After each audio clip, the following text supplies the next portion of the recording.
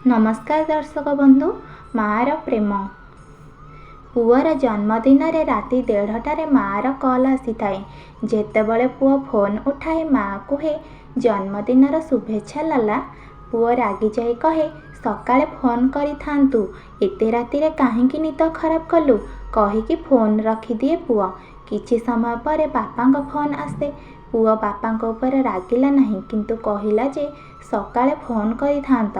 मु तुमको एथिपाई फोन कली जे तुम माँ सତରେ पागली अटे जे तुमको एते रातिरे फोन कला। से 25 वर्ष पूर्व ही पागली हो जाइथिला।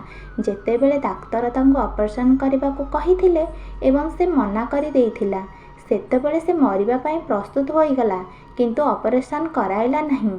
राति 1:30 तोर जन्म हैला।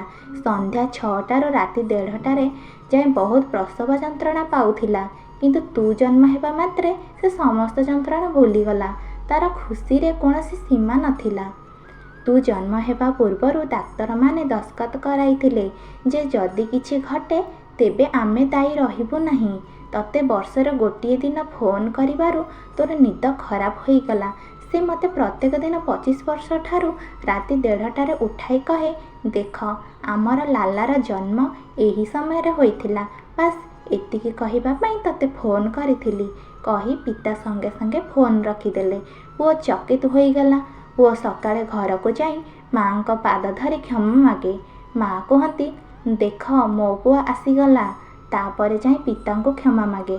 पिता कहती आज पर्यंत मु कहूथिली आमर कौनसी चिंता नहीं, आम विषय चिंता करिबा पाई आमर पुओ लाला अछि, किंतु वर्तमान मु कहूची तू चली जा। मु तो माँ को कहीदेवी चिंता कर नहीं। मु जेते दिन जाए बंचीथी सबुथर परी तुमर जंत्रणा नेबी। सेतेबेले माँ कहती क्षमा करि दियो, जहा हेले भी से आमर पुओ। समस्ते जानती दुनिया रे एकमात्र माँ ही ताकू जेते जेमिति जहा कहिला पर भी से स्नेहरे पुअर गाल आउंसुथिब। तेणु जदि भूल कर्म कला पुओ ताकू यदि बापा चापुड़ा न मारती तेबे से बापर मुंडरे बसिब। तेणु बापा सेठारे शक्त रहिबा आवश्यक। पिता माता माने तुमर टंका आवश्यक करती नहीं, किंतु तुमर प्रेम एवं समय सेमानकु प्रेम दियो। मार प्रेम अमूल्य अटे। भिडियोटी संपूर्ण देखिथिबारु आपण मानकु बहुत बहुत धन्यवाद।